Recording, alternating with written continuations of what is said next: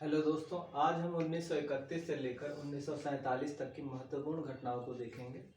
तो सबसे पहले शुरुआत करते हैं 1931 में। 1931 में चंद्रशेखर आज़ाद ने अपने को गोली मार के शहीदी प्राप्त की थी।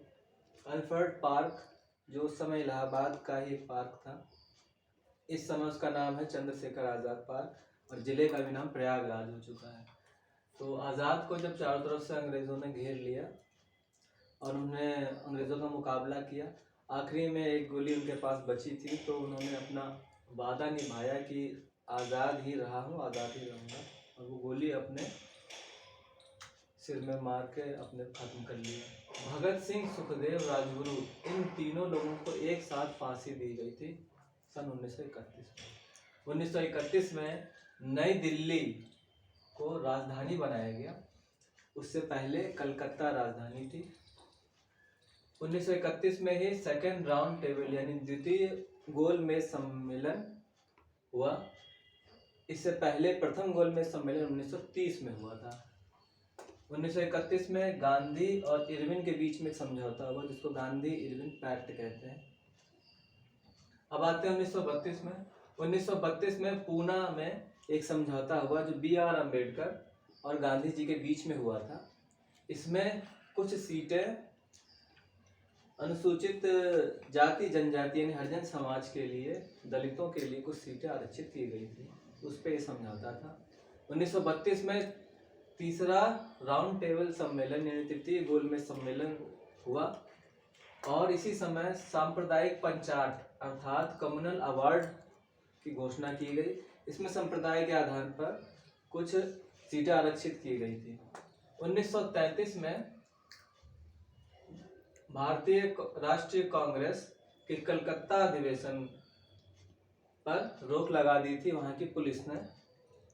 और 1933 इसलिए भी महत्वपूर्ण है, तो यहाँ पे देख सकते हैं 33 में 3 आता है, अर्थात 3 लोगों से हम याद रखेंगे। धीरू भाई अंबानी, जो एक बहुत बड़े उद्योगपति आगे चल के साबित हुए। अमर्त्य सेन, जो कि एक अर्थशास्त्री है और उनको नोबेल प्राइज मिला था।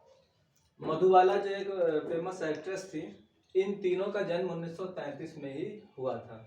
1934 में गांधी जी ने सविनय अवज्ञा आंदोलन को रोक दिया, स्थगित कर दिया। और 1934 में ही नेपाल और बिहार में बहुत ही बड़ा भूकंप आया था, जिसमें लगभग 10,500 के लोग मारे गए थे। अब आगे चलते हैं। 1935 में इंडियन गवर्नमेंट एक्ट यानी भारतीय शासन अधिनियम बनाया गया। ये उन नियमों का एक समूह था, एक किताब थी, जिससे कि भारत पर शासन किया जा सके। आगे चल के भारतीय संविधान को बनाने में इन नियमों का योगदान रहा। काफ़ी सारे नियम इंडियन गवर्नमेंट एक्ट से भी लिए गए। 1936 में भारत के स्वतंत्रता संग्राम में महत्वपूर्ण योगदान देने वाली भिकाजी कामा और भारत के उपन्यास सम्राट कहलाने वाले मुंशी प्रेमचंद, इन दोनों का निधन हो गया था। 1937 में बर्मा, जिसका कि नया नाम आगे चल के म्यांमार हुआ, और एडन यानी अदन, ये दोनों भारत से अलग हो गए। मशहूर नर्तक बिरजू महाराज का भी 1937 में निधन हो गया था। 1938 में आते हैं। 1938 याद किया जाता है जयंत नार्लिकर, मशहूर वैज्ञानिक जो अंतरिक्ष के अनुसंधान में महत्वपूर्ण भूमिका निभाई जिन्होंने, उनका जन्म हुआ था। राहुल बजाज, जो कि बहुत बड़े इंडस्ट्रियलिस्ट यानी कि बिजनेसमैन थे। आगे चल के मतलब इन्होंने जो है बजाज ऑटो का काम संभाला। संजीव कुमार, जो कि एक्टर थे, और शशि कपूर, ये भी एक्टर थे। इन 4 लोग महत्वपूर्ण लोगों का जन्म 1938 में हुआ। 1938 में शरद चंद्र चटर्जी का निधन हुआ और इन्हीं की किताब जो लिखी गई थी आनंद मठ, उसी से हमारा जो राष्ट्रीय गीत है वंदे मातरम, वो इसी किताब से लिया गया था। तो ये बांग्ला भाषा के एक बहुत ही महत्वपूर्ण साहित्यकार है। 1939 में आते हैं। तो 1939 में द्वितीय विश्व युद्ध की शुरुआत हुई और 1939 में ही सुभाष चंद्र बोस को भारतीय राष्ट्रीय कांग्रेस का अध्यक्ष चुना गया। किस अधिवेशन में? बम्बई अधिवेशन में। बम्बई में जो अधिवेशन हुआ उसमें इन्हें अध्यक्ष चुना गया। आगे चलकर गांधी जी को ये चीज़ पसंद नहीं आई थी, वो अपने प्रत्याशी जिताना चाहते थे, तो इसलिए आगे चलकर उन्होंने इस पद से इस्तीफा दे दिया। अगला वर्ष 1940, इसमें गांधी जी ने व्यक्तिगत सत्याग्रह की शुरुआत की।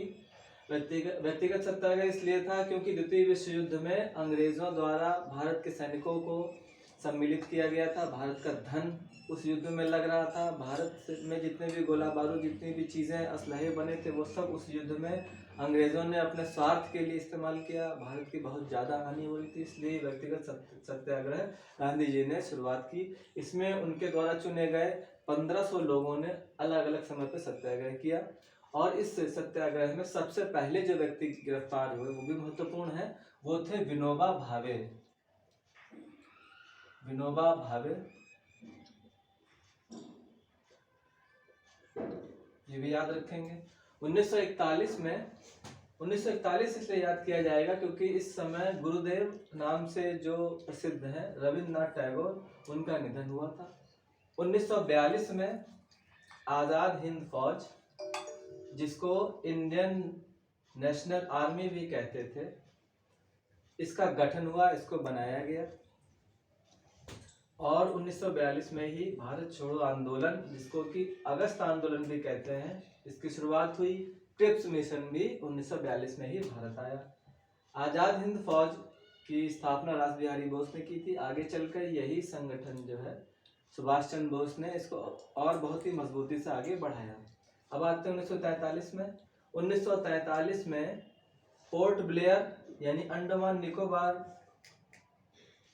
निकोबार की जो राजधानी है वर्तमान में, पोर्ट ब्लेयर, वहाँ पर सुभाष चंद्र बोस ने जापान के सहयोग से, क्योंकि जापान में जो भारत की युद्धबंदी गिरफ्तार किए गए थे, क्योंकि अंग्रेज़ों के खिलाफ जापान लड़ रहा था, तो जापानियों ने जो भारत की तरफ से लड़ रहे अंग्रेज़ों के तरफ से जो भारतीय सैनिक पकड़े गए थे, उनकी मदद से सुभाष चंद्र बोस ने एक सेना बनाई थी। तो सुभाष चंद्र बोस ने जापानियों के सहयोग से भारत की सरकार बनाई पोर्ट ब्लेयर में, जो अंडमान निकोबार का भाग था। 1944 में इंडियन नेशनल आर्मी यानी कि आज़ाद हिंद फौज ने भारत की जो मुख्य भूमि थी, यानी मणिपुर में के एक जगह है मोइरांग में, वहाँ पे भारत का तिरंगा झंडा फहराया था। यानी उस जगह को उन लोगों ने जीत लिया था, अंग्रेज़ों के गुलामी से मुक्त करा दी थी। और 1944 में ही कस्तूरबा गांधी का निधन हो गया था। अब आते हैं अगले वर्ष पर 1945 में। 1945 में सुभाष चंद्र बोस की प्लेन की दुर्घटना में मृत्यु हो गई, ऐसा मान लिया गया। और किस जगह पे था ये? ताइवान में। इसी सन में 1945 में ही अजीम प्रेमजी, जो कि इन्फोसिस, गलत हो गया, इन्फोसिस नहीं, विप्रो के जो मालिक बने आगे चलकर, अजीम प्रेमजी का जन्म भी 1945 में हुआ। बजाज ऑटो और AICTE यानी all India council of technical education, इन दोनों की स्थापना 1945 में हुई। अगला वर्ष 1946 में नेवी और एयरफोर्स, इन दोनों का विद्रोह हुआ, यानी नौसेना और भारतीय वायुसेना ने 1946 में अंग्रेज़ों के खिलाफ विद्रोह कर दिया था। और 1946 में ही कैबिनेट मिशन भारत आया। अब आते हैं साल 1947, भारत स्वतंत्र हुआ और भारत की आज़ादी मनाई गई। तो इसी के साथ हम लोगों ने 1931 से 1946 तक के, 47 तक के बल्कि सारी महत्वपूर्ण घटनाओं को देखा। इन घटनाओं को आप एक बार रिकैप करके फिर से देख सकते हैं, जिससे आपको याद करने में आसानी होगी। इसके पहले के जितने भी डेट्स हैं, आप इसके पहले के 2 वीडियोस में देख सकते हैं। आशा करता हूँ कि आपको अच्छे समझ में आया होगा। अगर कोई भी दुविधा या कोई भी प्रश्न इससे संबंधित हो तो आप कमेंट करके मुझसे पूछ सकते हैं। तो आज के लिए इतना ही, धन्यवाद।